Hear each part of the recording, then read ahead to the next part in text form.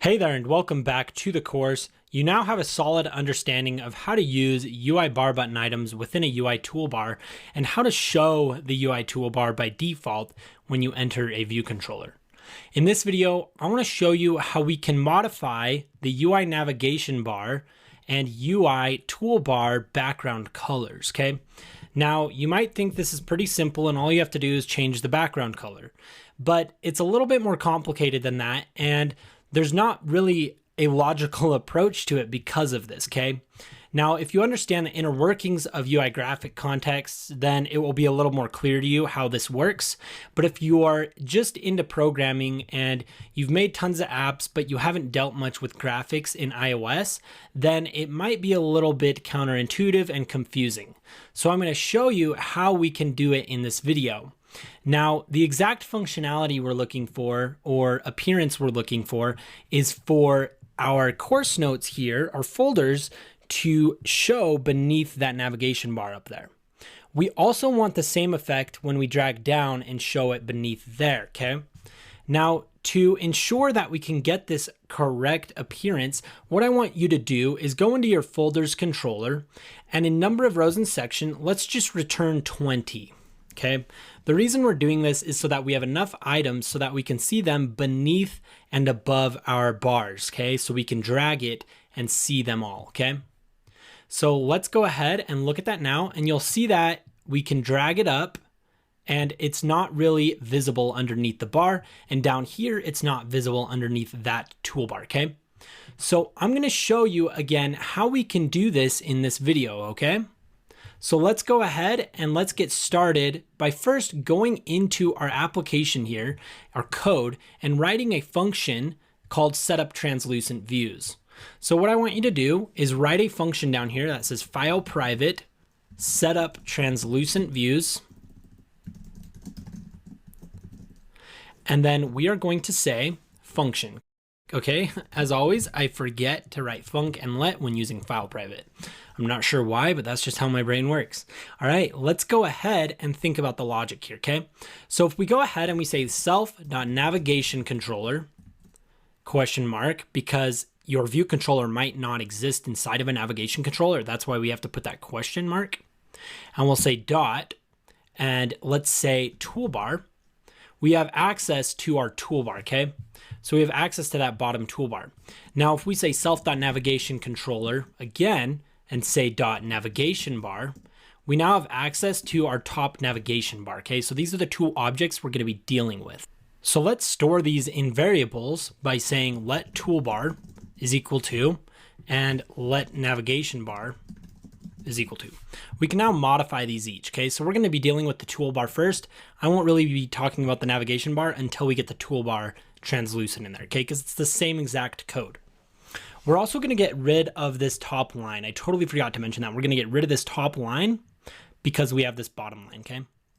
Okay, so let's go ahead and think about this. What we have to do is we have to set a background image, because if we say toolbar dot background color, and we set it to something, it's not gonna make it clear. We can't set it clear by saying toolbar.backgroundColor is .clear.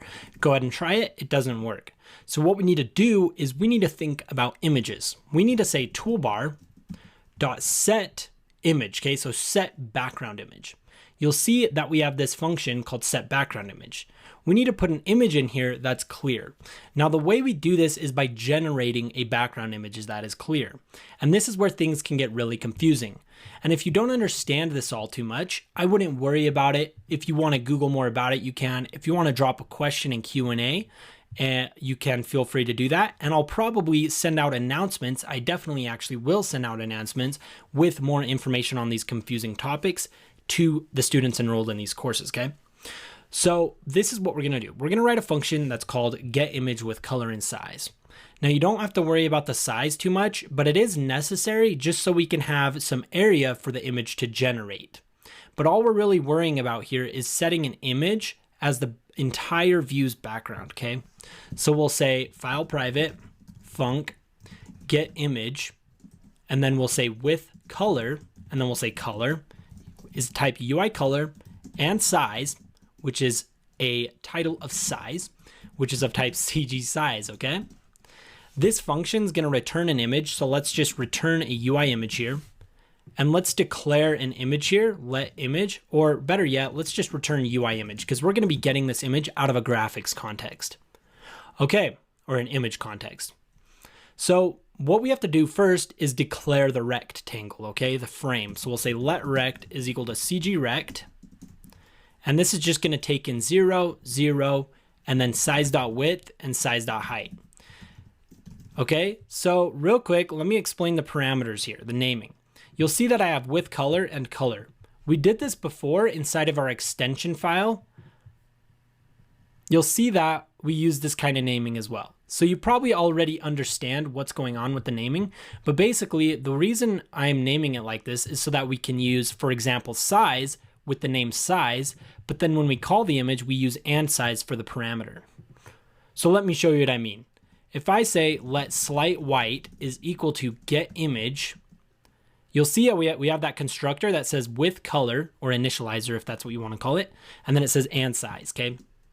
So that's how we use that. Let's go on to that later, but let's go back up to here and do this, okay? So we'll say UI graphics begin image context with options, okay? This is something that you really are going to have to wrap your mind around. It's a little bit hard to understand. It says creates a bitmap-based graphics context with specified options. Now that sounds pretty cool, but it doesn't make much sense, right? So what we'll do is pass in the size. Opaque, we want this to be false. And for the scale, we'll just say 0. So really all we're doing here is we're creating a graphics image context with the size that we've passed in. And then now what we can do is fill that size with a color. And this code and this syntax is really kind of weird, but as you do this more on in my courses, you'll understand how this works. Okay, so we'll say color dot set fill, and it says sets the color of subsequent fill operations to the color that the receiver represents. Okay, and we'll say UI rect fill, it says fills the specified rectangle with the current color. So we're basically setting this rectangle with that color.